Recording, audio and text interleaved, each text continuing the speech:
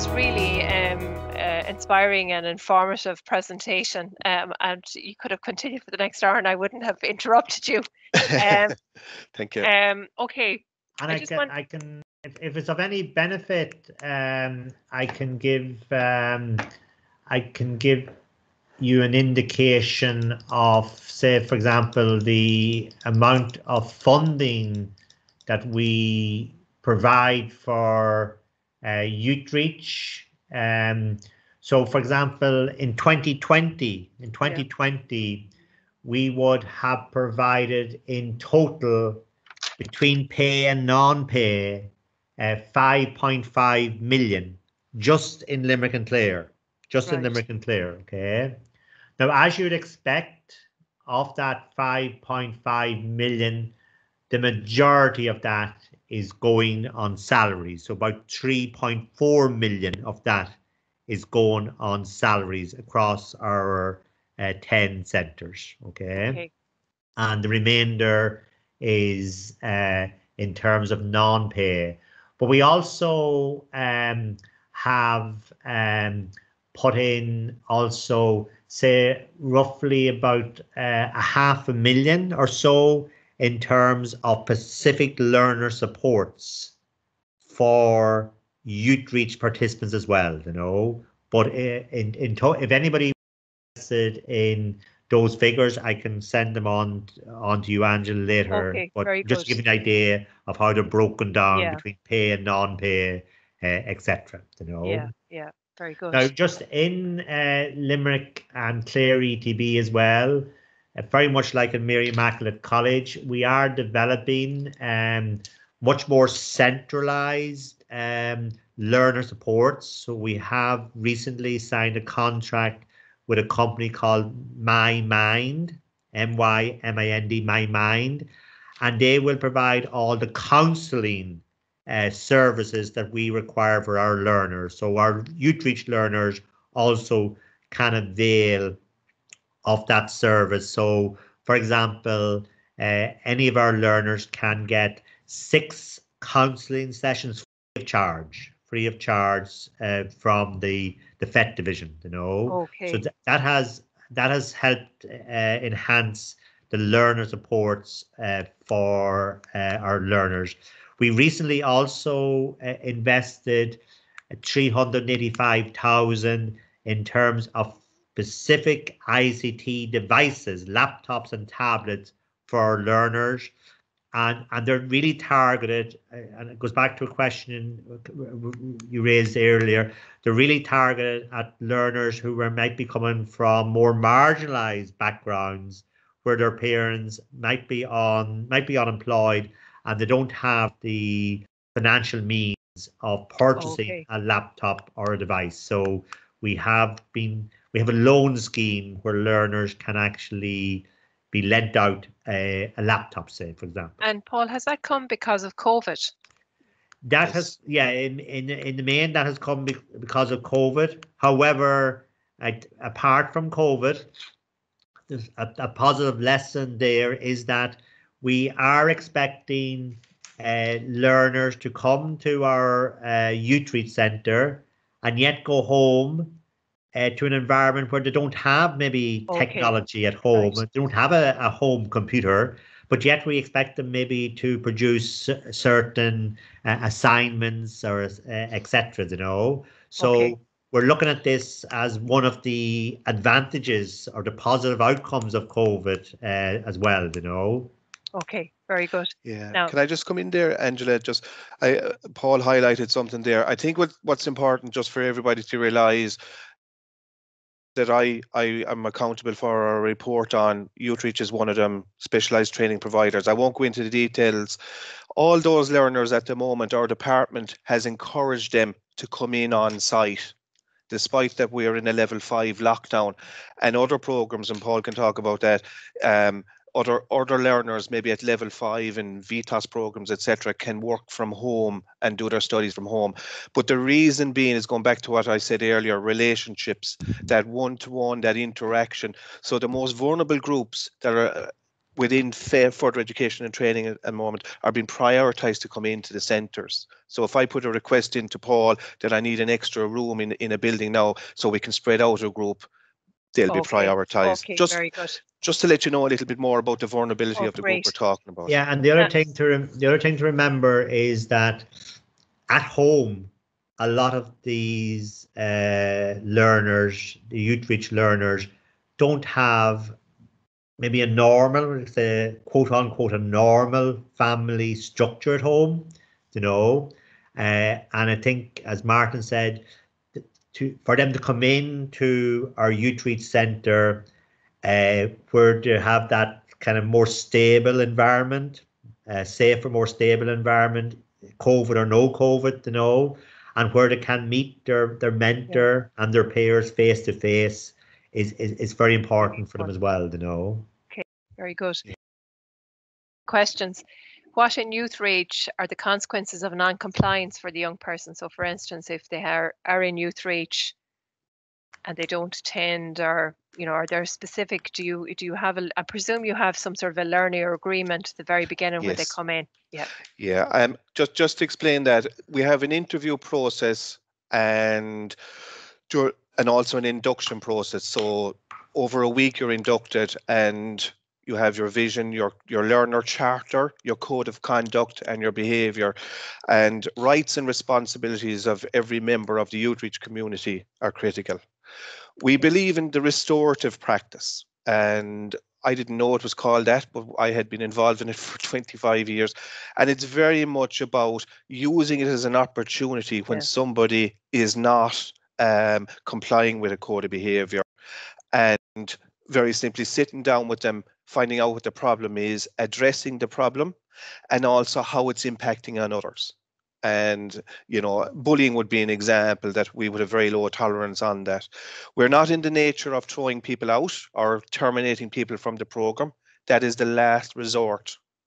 Okay. And very seldomly would happen, but zero tolerance on violence. So, it might be 2 strikes, it might be 3 strikes, it might be 1 strike and you're out. But management make that decision, and then if there's an appeal, there is an appeal process. Yeah. But ultimately, there would want to be clear evidence that management and staff in that centre put huge time and effort, time and time again, each time there had been an incident, and working down through the process of putting supports in place, whatever the ongoing, we'll call it, offence is. And then at the end of it, unfortunately, it may be a decision for a suspension, it may be a complete termination, and then there's an appeal, and they would be reviewed by senior management obviously afterwards. That's completely the process. Okay. And Angela, I'm not sure how familiar the members of the group are with restorative practice, but restorative practice would be traditionally in the justice area, but that now has been really brought into the whole education area in Ireland for this. Formally brought in as a restorative practice mechanism, probably since roughly 2010, and I was involved in the original rollout of restorative practices in Limerick schools way back then. So, but Martin said maybe we had restorative practice in Youthreach even prior to that, without it being labelled as restorative practice, but it's a much more formal setting now across a lot of our education settings, especially in Limerick, because we were very strong through our children's services committees at the time, which are now CIPSI, the child and youth services, in developing and rolling out and training people on the restorative practice methodologies. Yeah.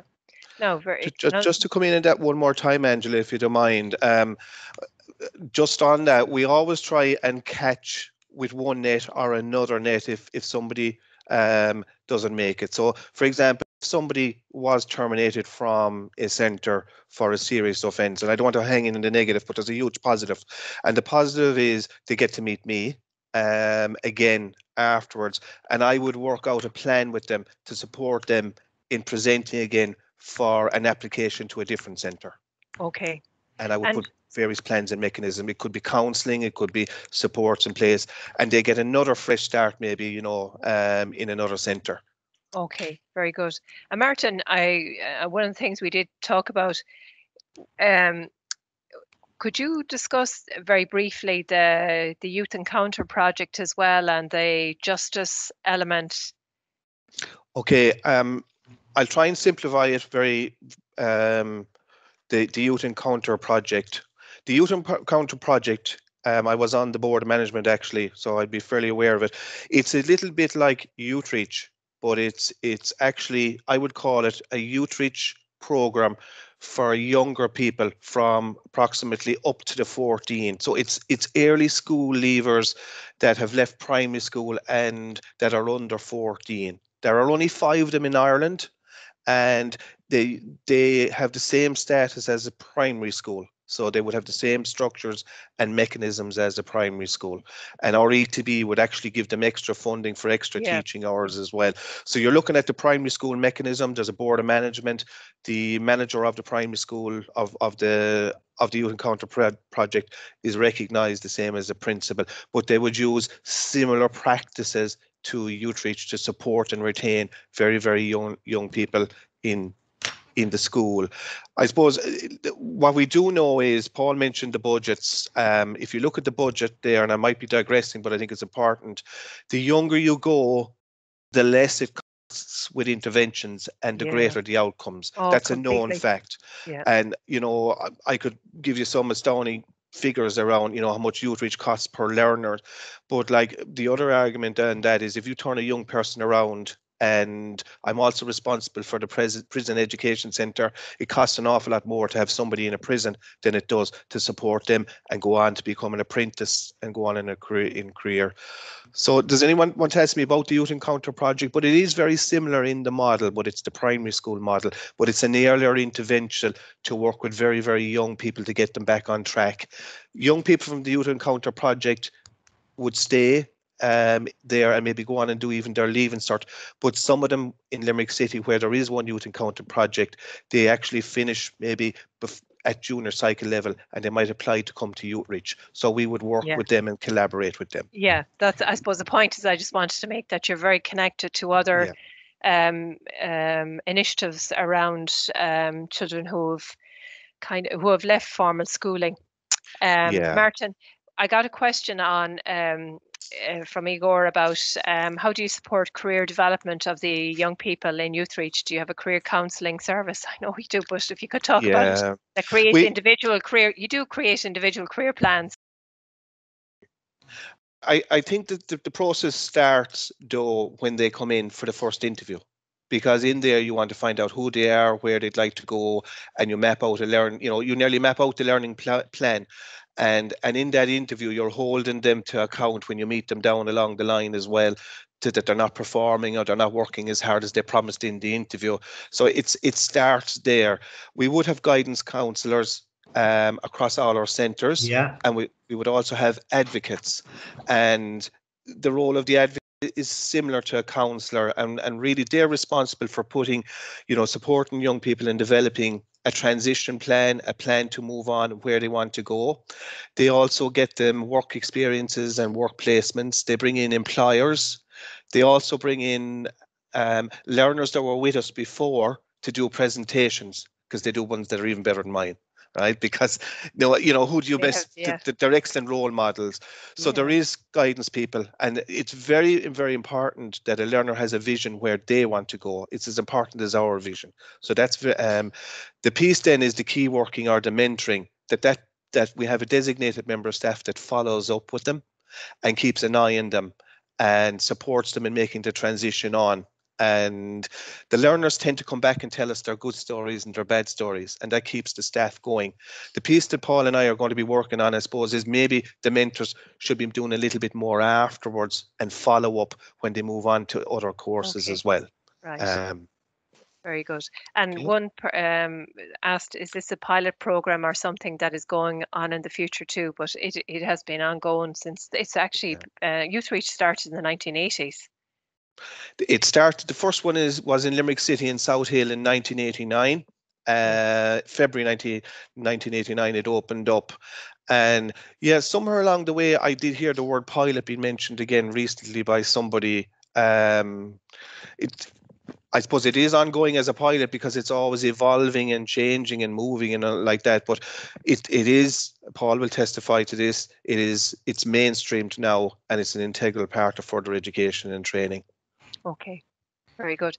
And It's Barbara has. like, sorry, Angela. No, go on. It's like a lot of pilots initiatives to start in Ireland, I'm sure in other countries as well, and continue to go on. I often compare it to the soldiers in the US Army still get an allowance, a beef ration allowance that was introduced in the Second World War. Very good. Very good. Just to say around information recruitment and guidance, we also have designated information recruitment guidance offices in a lot of our FET centres across the region, and sometimes we would ask the learners maybe to go with a guidance or a mentor maybe to them as well, just to get an independent discussion going as well around other programs. The challenge for me, I suppose, is, sorry, Paul. No, go ahead, Martin.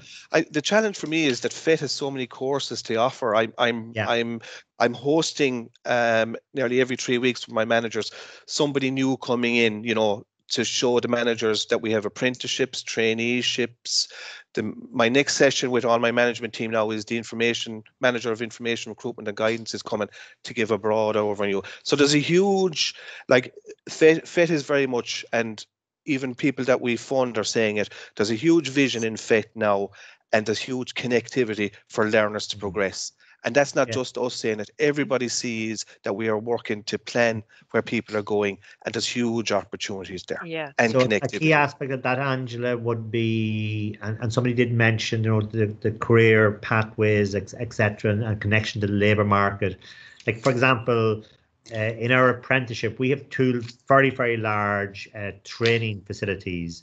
In one of those training facilities, we have even aircraft.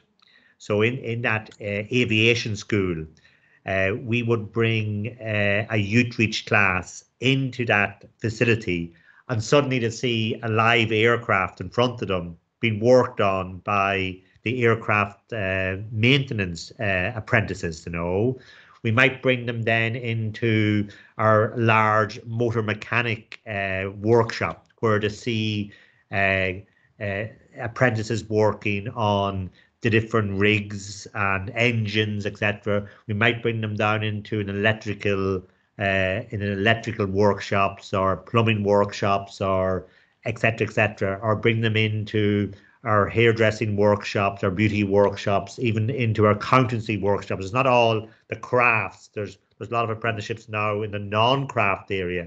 Say, expose them to ideas on, are you interested in doing an apprenticeship or a career in accountancy? If you are, we can bring you to show what's happening with our apprentices in the accountancy area, etc. Okay, very good. Yeah. Can I just come in on that one now? I'm actually working in a training centre, and I would try and do the tours for the younger people. And just something to say, the big aspect when I started doing the tours, I got lost once, number one, but it's such a big building. But the key aspect is when the learners and teachers and the manager were leaving to get back on the bus, they spoke about changing their curriculum and making their curriculum more relevant. And I think that's a key aspect to take from today's presentation. They went down, as Paul said, into rooms where they now saw you need maths and you need literacy in order to become a carpenter. And they saw roofs being made, and they could see why you need to have mechanical drawing as well. So it's very important to have work placements and bring people on tours, because, there were subjects I didn't like and I suffered with them, but you'll suffer with them to get to where you want if you have a vision. And I think that's very, very important as well. Okay, Paul, I've got a request. If you could stop sharing the screen, just to see, because people would like to see your faces. Sorry. Paul or Martin, just one question. the students on the come into Youthreach, the idea is that they do get a certificate or some if they're not doing the Leaving Cert applied or the Junior Cert, that if they're doing a course on, say for instance, hospitality or beauty, that they do get a qualification at the very end of it. Yeah, the core courses I highlighted there earlier, Junior Cert, Leaving Cert Applied, and QQI. The expectation is every young person will leave with a level 3, level 4 major award or a Leaving Cert. That's an expectation. They do attend, and we work with other provision within FET, Limerick College of Further Education, and they go on to do taster programs like night classes in hair and beauty as well. Okay. So, but what we're saying is to move on, you know, and progress on to level 5s. We make the curriculum, the program very, very interesting. But yeah, you're sitting. I mean, the key aspect for me is I go to a graduation, and Paul goes to a graduation ceremony every year and hands out the same certs the young people will get if they went to school, or of the same equivalent. That's a key aspect for everybody. It's a milestone because there's so much that goes on to get the young people there in challenging them, giving out to them, praising them. And it's a day of real excellent celebration where we can all go, job done and closed. And it's a very important day for everybody. Okay, thanks, Martin. And I'd say this is for Paul. It's in relation to the data collection. Do you get any information about these young people, who they are? It's mainly contained in that. I presume you collect all the data around the students. Do you get in touch with any of them in any way? Or as you said, they come on their own, I suppose, to follow up after they've done Youthreach, where they end up, or? Yeah, we have, say for example, we have a person. Well, it's Solas is the national. Solas is SOLAS is the National Further Education Training Authority. They have a staff member embedded in the Central Statistics Office that's based in Cork. Okay, right. And we can at any time, naturally it's anonymized, but we can track a class. Say if a class finished in 2017, we can still track that class in terms of where they are today, because the CSO, the Central Statistics Office, has access to every database in the country. So in terms of revenue, if the person is paying taxes, if they're working, they're paying taxes. So they're on the revenue database, and the CSO can connect into the revenue database. We have what is known as the PPSN number, which is the unique identifier. And then if the person is maybe in Mary I doing a course, where Mary I's database is also accessible by the Central Statistics Office, and we know the person finished further education in, say, 2017, and they've gone on to do higher education to date, you know. So we can track it through the Central Statistics Office. Okay. Now, Denia has a question. Hi, thank you. I just, I'm curious, what's the relation with the governmental structure? Do you have independence to run your programs independently? What is the Ministry of Education? Yeah, as I said earlier, Denia, the department, we had one single Department of Education and Skills up till recently. We now have two departments. So we have the Department of Education that now just looks after primary education and post-primary education. And we have a new department now of, it's actually, I think it's the department that has the longest number of words in it. There's 10 words in it. It's actually the Department of Further and Higher Education, Research, Innovation and Science. And I'm going to test you later. Remember that. So the Department of Further and Higher Education, Research, Innovation and Science. And that is now the kind of the overall governmental department. And underneath that, you have, say, the Higher Education Authority, which would have responsibility for higher education institutions like in Mary Immaculate College where Angela is. And then you have SOLAS, SOLAS, who is the National Further Education and Training Authority.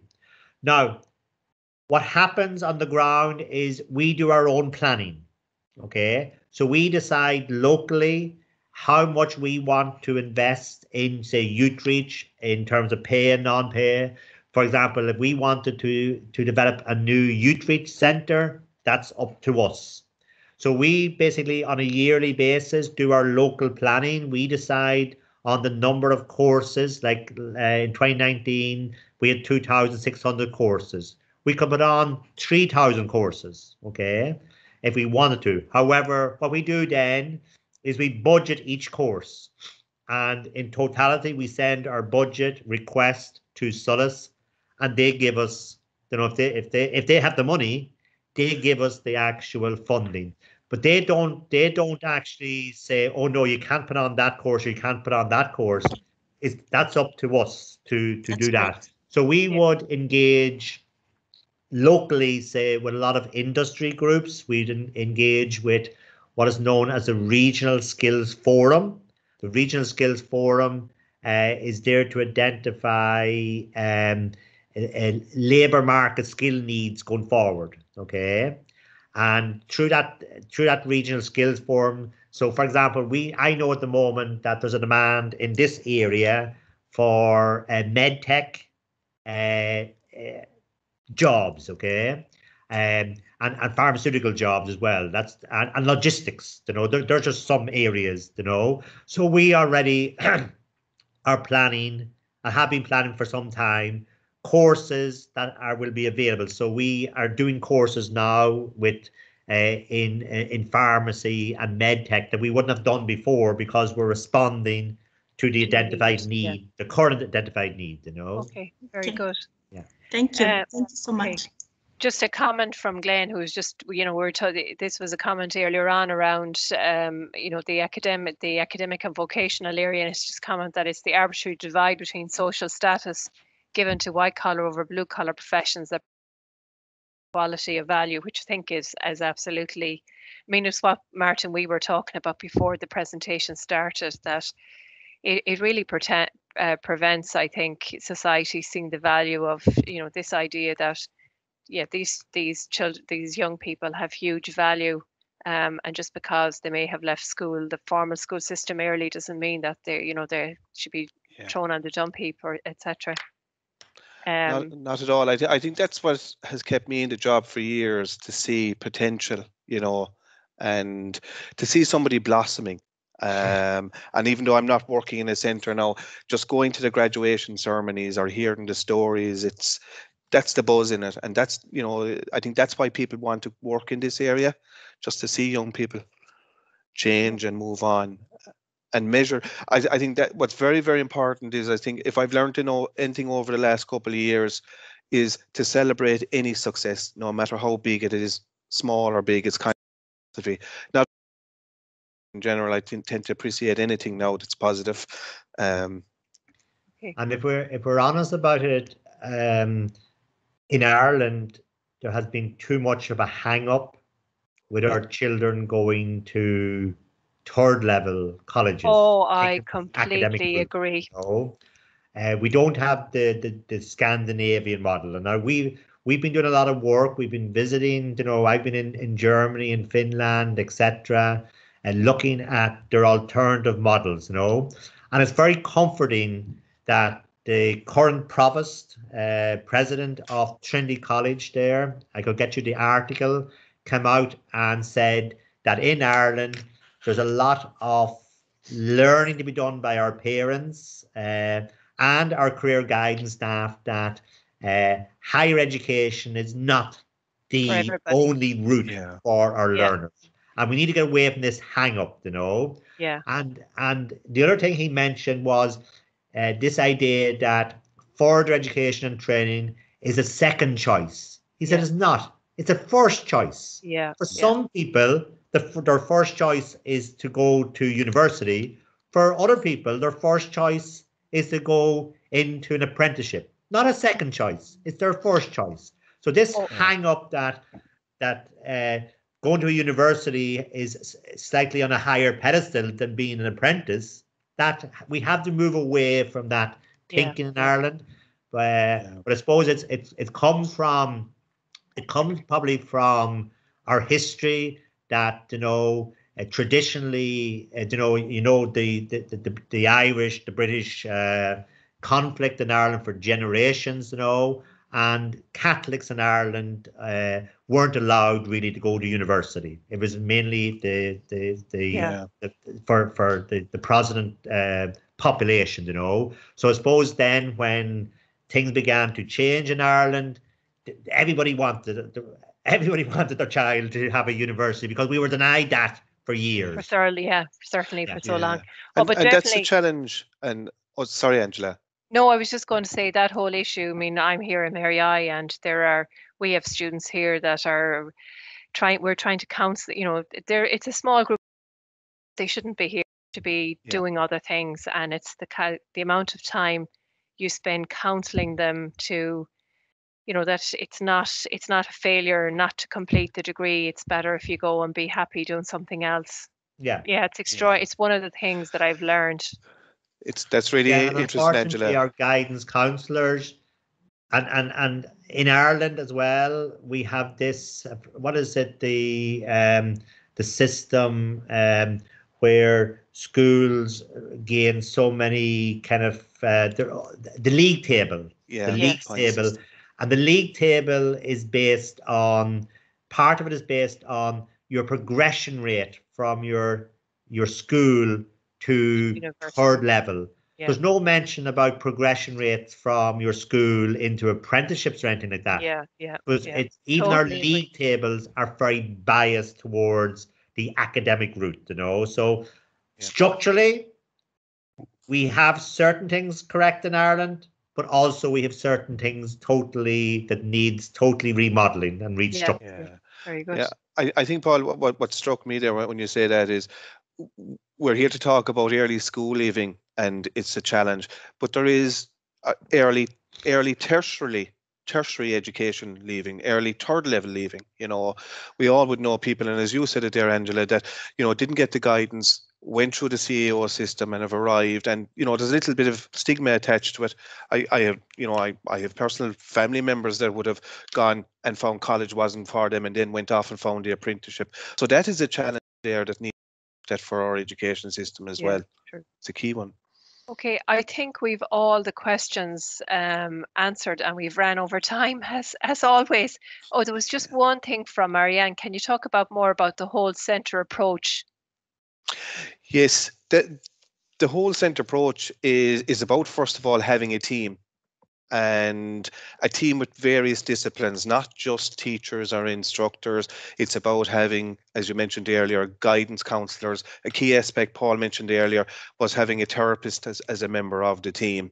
And it's a multidisciplinary team to meet the various needs. And I know I spoke about assets, but it's to look at all the different needs. So you have learning support, you have sports and recreation, you have the vocational home economics. So it's a team approach, a shared vision, and a multidisciplinary approach. And it's the bigger aspect of it there. It's also that there's, senior management. It's about having the right systems in place, policies, procedures as well.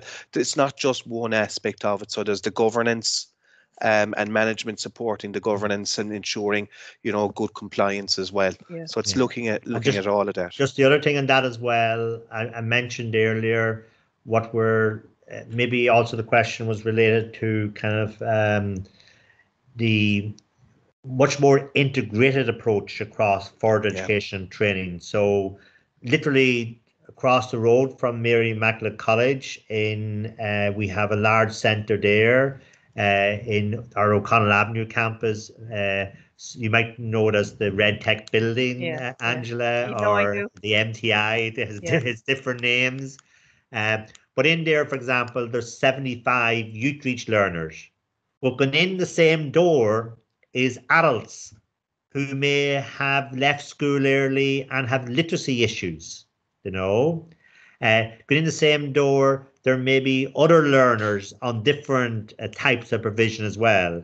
But the entire campus is integrated. So there's one learning hub. So the learning hub is available, kind of a learning hub stroke library is available to all learners. Doesn't matter whether you're a Youthreach learner or you're a learner at 60 years of age. They all use that common actual facility, you know? Yeah. Yeah, and what's very important around that is, you know, you might have your provision in there, but it is part of an overall centre because you're sharing resources, you're being more efficient, you're being more effective. But O'Connell Avenue is a good example that Paul mentioned. I actually was the manager of that centre, and the big change for me is for about 3 years I managed it as a standalone youth provision, but then other programs came in and saw what we did. So the community outside got to see the relationship between the learners and the staff, and it was that whole community idea. So people used to come and present and say, well, my neighbour said that you're very good with the young people and that, you know, you get on very well and it's very good discipline here. So it was a market, it also marketed, and people saw the experience and shared it. It wasn't just young people.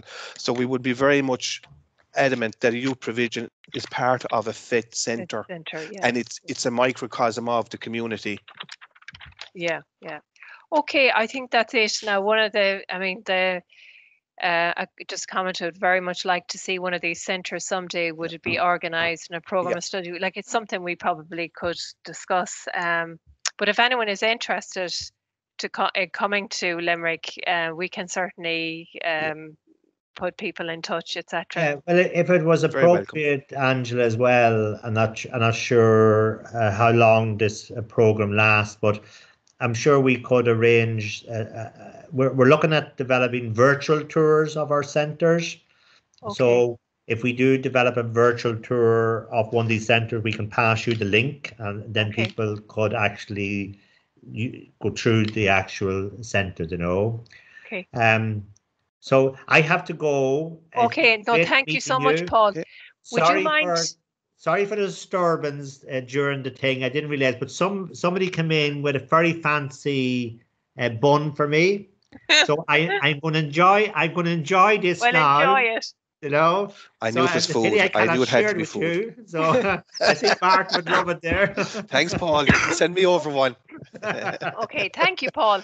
Okay. Nice meeting you. Hopefully someday we might meet you face to face in Ireland, okay? Okay. Or maybe, thank you, Paul. Maybe visit your own country as well. Okay. Thank you. So we talk to you soon. Thanks, Martin.